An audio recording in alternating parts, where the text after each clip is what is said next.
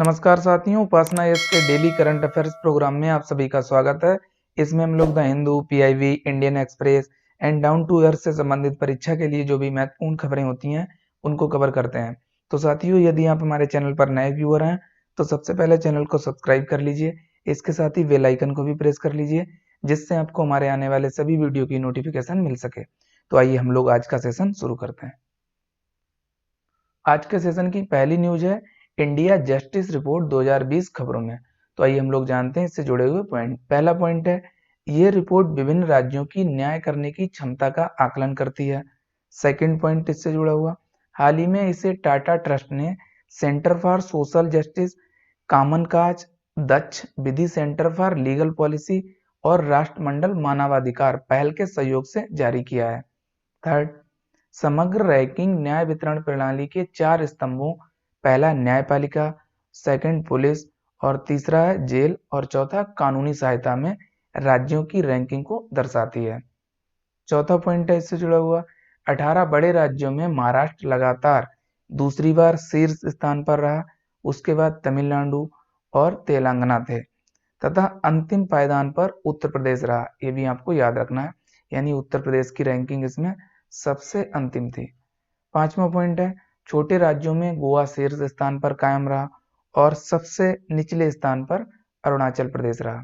तो ये India justice report 2020 से जुड़े हुए कुछ मुख्य पॉइंट थे जो आपको याद रखने हैं, परीक्षा के लिए महत्वपूर्ण है। अब हम लोग अगली न्यूज पर आते हैं। अगली न्यूज ये भी महत्वपूर्ण है, राष्ट्रीय समुद्री कछुआ कार्य योजना यानी national marine turtle action plan खबरों में। तो आइए हम लोग जानते हैं इससे जुड़े हुए पॉइंट। पहला पॉइंट है, हाल ही में विशाल समुद्री जीवों और कछुओं के लिए एक संरक्षण प्रतिमान रखने की आवश्यकता को देखते हुए पर्यावरण, वन और जलवायु परिवर्तन मंत्रालय द्वारा दिल्ली में marine mega fauna stranding guidelines और national marine turtle action plan जारी किया गया है। तो ये आपको ध्यान रखना है, ये और भी विशाल समुद्री जीवों के लिए है, सिर्फ कछुओं के लिए ही नहीं। ये बात आपको याद रखनी है, महत्वपूर्ण है। सेकंड, इन दस्तावेजों में संरक्षण के लिए अंतर क्षेत्रीय कार्रवाई को बढ़ावा देने के तरीके और साधन बताए गए हैं। तो ये राष्ट्रीय समुद्री कछुआ कार्य योजना से जुड़े हुए कुछ मुख्य पॉइंट थे जो आपको याद रखने हैं। अब हम लोग अगली न्यूज पर आते हैं। अगली न्यूज ये भी महत्वपूर्ण है, टॉप 25 अभियान खबरों में। तो आइए हम लोग जानते हैं इससे जुड़े हुए पॉइंट।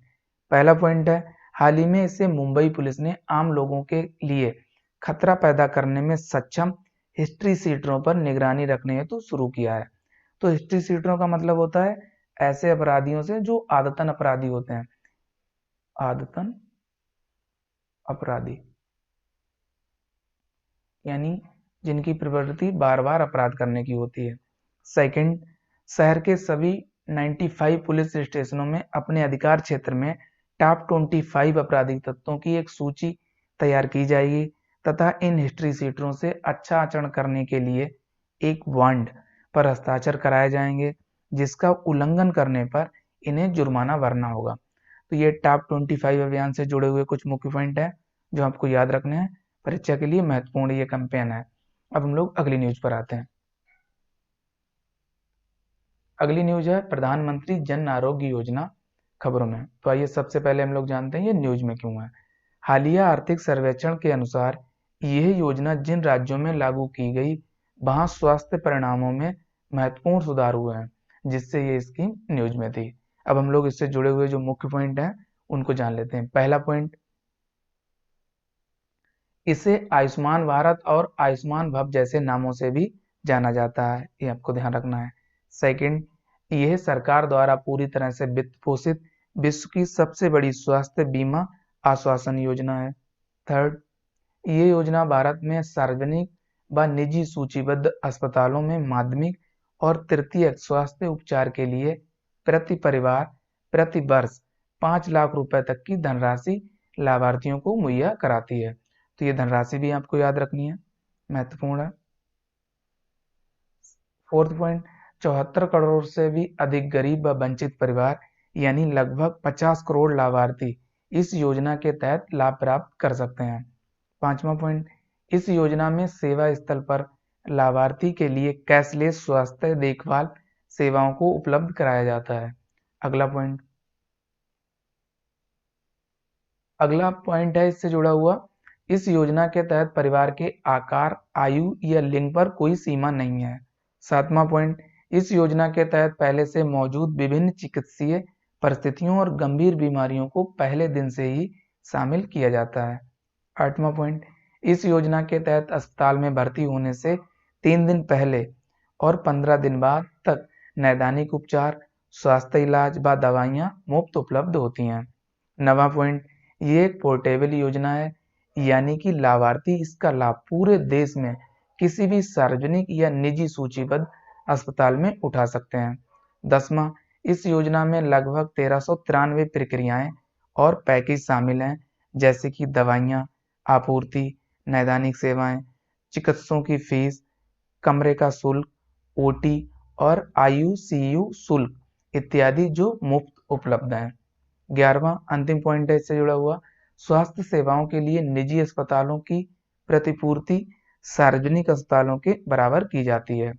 तो ये प्रधानमंत्री जन आरोग्य योजना से संबंधित कुछ मुख्य पॉइंट थे जो आपको याद रखने हैं। अब हम लोग अगली न्यूज पर आते हैं। अगली न्यूज ये भी महत्वपूर्ण है, उपेक्षित उष्णकटिबंधीय बीमारियां यानी नेग्लेक्टेड ट्रॉपिकल डिजीज खबरों में। तो आइए हम लोग जानते हैं इनके बारे में। तो सबसे पहले हम लोग देखते हैं ये खबरों में क्यों है। हाल ही में उपेक्षित उष्णकटिबंधीय बीमारियां यानी नेग्लेक्टेड ट्रॉपिकल डिजीज के खिलाफ युद्ध में दुनिया के साथ शामिल होने के प्रतीक स्वरूप भारत में कुतुब मीनार को रोशन किया जाएगा। साथ ही 30 जनवरी 2021 को दूसरे वार्षिक विश्व उपेक्षित उष्णकटिबंधीय बीमारी दिवस के रूप में चिन्हित किया जाएगा, जिससे ये बीमारियां न्यूज में थी। अब हम लोग इनसे जुड़ी हुई जो मुख्य बातें हैं या मुख्य पॉइंट उनको जान लेते हैं। पहला पॉइंट है, उपेक्षित उष्णकटिबंधीय बीमारियां गरीबों के हालातों में फैलती हैं तथा लगभग विशेष रूप से विकासशील देशों में गरीब आबादी को प्रभावित करती हैं। यानी ये जो बीमारियां हैं वो गरीबी के हालातों में फैलती हैं और गरीब आबादी यानी जो गरीब लोग हैं उनको प्रभावित करती हैं।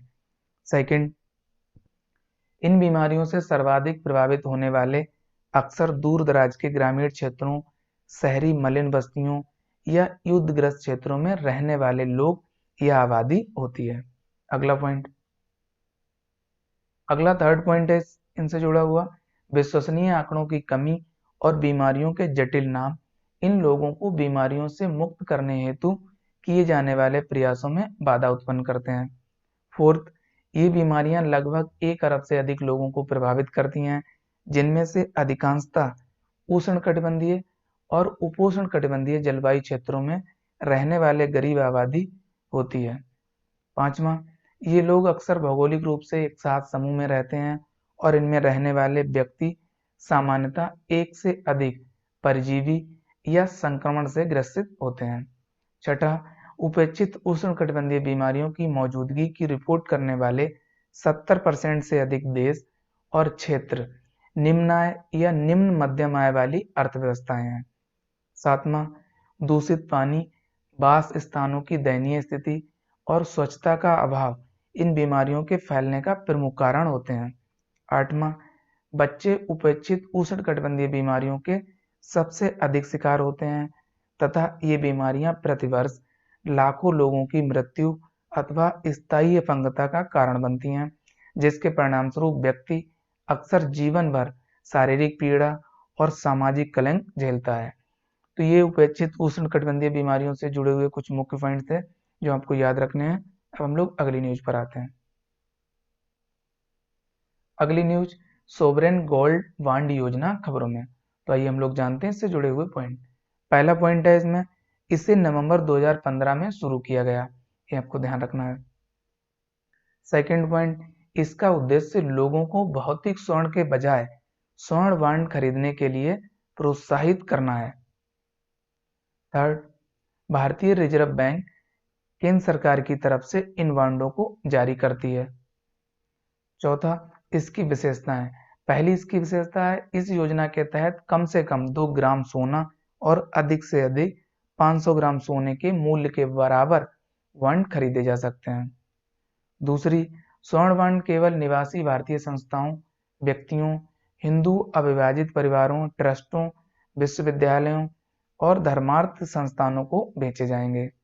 तीसरा, इस बॉन्ड की परिपक्वता अवधि 8 वर्ष होती है, जिसमें 5वें वर्ष में बाहर निकालने की भी सुविधा है। चौथा है, ये सभी बॉन्ड व्यापार योग्य होते हैं। अंतिम इसकी विशेषता है, इन बॉन्डों को ऋण के संदर्भ में संपार्श्विक यानी कोलैटरल या जमानत के रूप में भी इस्तेमाल किया जा सकता है। ये सोवरेन गोल्ड बॉन्ड योजना से जुड़ी हुई कुछ मुख्य बातें थी जो आपको याद रखनी है।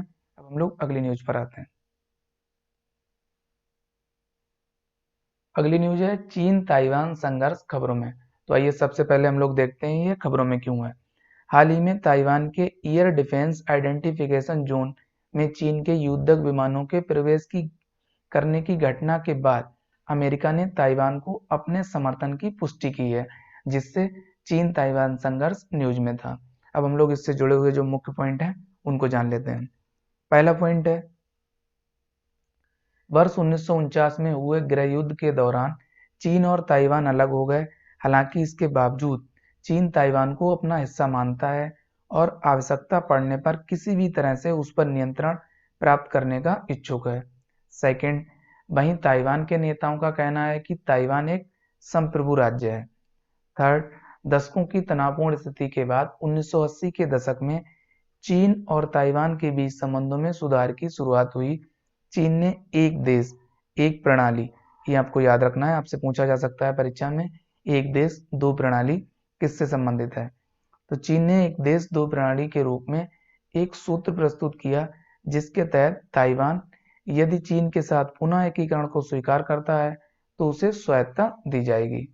फोर्थ पॉइंट, ताइवान ने इस प्रस्ताव को अस्वीकार कर दिया।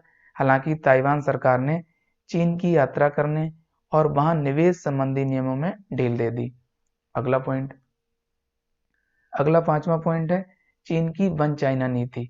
चीन की वन चाइना नीति का अर्थ है कि जो देश पीपुल रिपब्लिक ऑफ चाइना यानी चीन, ये आपको याद रखना है, पीपुल्स रिपब्लिक ऑफ चाइना ये चीन का दूसरा नाम है, से कूटनीतिक संबंध स्थापित करना चाहते हैं, उन्हें रिपब्लिक ऑफ चाइना यानी ताइवान के साथ अपने कूटनीतिक संबंध समाप्त करने होंगे। तो ये आपको ध्यान रखना है, ये चीन की वन चाइना नीति है। छठा पॉइंट है, वर्ष 1949 से ही भारत ने वन चाइना नीति को मान्यता दी है। इस तरह भारत ताइवान और तिब्बत को चीन के हिस्से के रूप में स्वीकार करता है। तो ये चीन ताइवान संघर्ष से जुड़े हुए कुछ मुख्य पॉइंट्स हैं जो आपको याद रखने हैं। अब हम लोग ताइवान के बारे में जान लेते हैं और इसकी लोकेशन को भी। तो इसमें पहला पॉइंट है, इसे रिपब्लिक ऑफ चाइना कहा जाता है, ये आपको याद रखना है, अभी हम लोगों ने देखा था। सेकंड, ये चिप निर्माण में एक वैश्विक प्रतिनिधि और आईटी हार्डवेयर आदि का दूसरा सबसे बड़ा निर्माता है। थर्ड, ताइवान सबसे अधिक आबादी वाला राज्य है जो संयुक्त राष्ट्र का सदस्य नहीं है, ये बात आपको ध्यान रखनी है, और संयुक्त राष्ट्र के बाहर सबसे बड़ी अर्थव्यवस्था भी है। फोर्थ, इसकी जनसंख्या 23 मिलियन के आसपास है। पांचवा, ये चीन के दक्षिणी तट के पास स्थित द्वीप है, जिसे वर्ष 1949 के बाद पीपुल्स रिपब्लिक ऑफ चाइना से स्वतंत्र एक लोकतांत्रिक सरकार द्वारा शासित किया जा रहा है। छठा, इसके पश्चिम में चीन, उत्तर पूर्व में जापान और दक्षिण में फिलीपींस स्थित है। तो ये ताइवान से संबंधित कुछ मुख्य पॉइंट थे जो आपको याद रखना है। साथ में आपको ये भी याद रखना है, जो ताइवान है इसकी राजधानी ताइपे है, ये भी ध्यान रखना है, महत्वपूर्ण है। अब हम लोग अगली न्यूज पर आते हैं। अगली न्यूज है प्रबुद्ध भारत खबरों में। तो आइए हम लोग जानते हैं इससे जुड़े हुए पॉइंट। पहला पॉइंट है, ये एक मासिक पत्रिका है जिसे स्वामी विवेकानंद ने रामकृष्ण परमहंस, आपको पता होगा ये इनके गुरु थे, के आग्रह पर 1896 में शुरू किया था। सेकंड, हाल ही में प्रधानमंत्री नरेंद्र मोदी 31 जनवरी 2021 को इसके 125वें वार्षिकोत्सव समारोह को संबोधित करेंगे, जिससे ये न्यूज में था। थर्ड, भारत के प्राचीन आध्यात्मिक ज्ञान के संदेश को प्रसारित करने में प्रबुद्ध भारत पत्रिका एक महत्वपूर्ण माध्यम रही।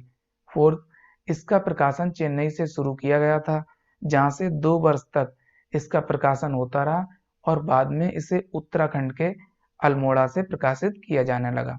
तो ये प्रबुद्ध भारत से जुड़े हुए कुछ मुख्य पॉइंट्स हैं जो आपको याद रखने हैं, परीक्षा के लिए महत्वपूर्ण है। अब हम लोग अगली न्यूज पर आते हैं। अगली न्यूज है वैज्ञानिक तथा औद्योगिक अनुसंधान परिषद, यानी CSIR, council for scientific and industrial research, और लद्दाख प्रशासन के बीच समझौता। तो आइए हम लोग जानते हैं समझौते से जुड़े हुए पॉइंट। पहला पॉइंट है, इस समझौते का उद्देश्य लद्दाख के जैव संसाधनों का बेहतर उपयोग, जैसे कि इस क्षेत्र में नकदी फसलों की शुरुआत करना और प्राकृतिक संसाधनों की खोज करने आदि क्षेत्रों के लिए एक ज्ञान आधारित साझेदारी स्थापित करना। सेकंड, इस समझौते के तहत CSIR यानी council for scientific and industrial research के अलग अलग संस्थान अपनी मुख्य दक्षताओं के आधार पर लद्दाख में अनुसंधान और विकास तथा अन्य सामाजिक परियोजनाओं की शुरुआत करेंगे। तो ये इस समझौते से जुड़े हुए कुछ मुख्य पॉइंट थे जो आपको याद रखने हैं। अब हम लोग अगली न्यूज पर आते हैं। अगली न्यूज है गांधी जी की पुण्यतिथि। तो ये सबसे पहले हम लोग देखते हैं ये खबरों में क्यों है। 30 जनवरी 1948 में यानी आज के ही दिन नाथूराम गोडसे ने दिल्ली के बिड़ला हाउस में महात्मा गांधी की गोली मारकर हत्या कर दी थी। तो इसलिए ये इनकी जो पुण्यतिथि है हाल ही में न्यूज में थी, आपको ध्यान रखना है। अब हम लोग गांधी जी से जुड़े हुए जो मुख्य पॉइंट हैं उनको जान लेते हैं। पहला है, हाल ही में महात्मा गांधी जी की पुण्यतिथि की स्मृति में प्रतिवर्ष 30 जनवरी को शहीद दिवस के रूप में मनाया गया है, यानी मनाया जाता है, ये आपको ध्यान रखना है। सेकंड, गांधी जी का जन्म गुजरात के पोरबंदर में 2 अक्टूबर 1869 को हुआ था। थर्ड, वर्ष 1893 में गांधी जी एक मुकदमे के सिलसिले में दक्षिण अफ्रीका चले गए और वहां उन्होंने अश्वेतों तथा भारतीयों के विरुद्ध गहरा भेदभाव महसूस किया। फोर्थ, उन्होंने अंग्रेजों से भारत की आज़ादी के लिए महत्वपूर्ण योगदान दिया। पांचवा, उन्होंने all India depress class association की स्थापना की। अगला छठा पॉइंट इनसे जुड़ा हुआ, गांधी जी ने अपनी संपूर्ण अहिंसक कार्य पद्धति को सत्याग्रह नाम दिया। उनके लिए सत्याग्रह का अर्थ सभी प्रकार के अन्याय, अत्याचार और शोषण के खिलाफ शुद्ध आत्मबल का प्रयोग करने से था। गांधी जी एक महान शिक्षाविद भी थे। उनका मानना था कि किसी देश की सामाजिक, नैतिक और आर्थिक प्रगति अंततः शिक्षा पर ही निर्भर करती है। सातवां पॉइंट इनसे जुड़ा हुआ है, गांधी जी एक महान शिक्षाविद भी थे। उनका मानना था कि किसी भी देश की सामाजिक, नैतिक और आर्थिक प्रगति अंततः शिक्षा पर ही निर्भर करती है। तो ये ऊपर भी हो चुका है, डबल हो गया, आप इसको क्रॉस कर लीजिए। आठवां, गांधी विरोधी गांधी जी को भारत के बंटवारे और पाकिस्तान के निर्माण के लिए उत्तरदायी मानते हैं और नाथूराम गोडसे ने भी गांधी जी की हत्या करने के लिए यही तर्क दिया था।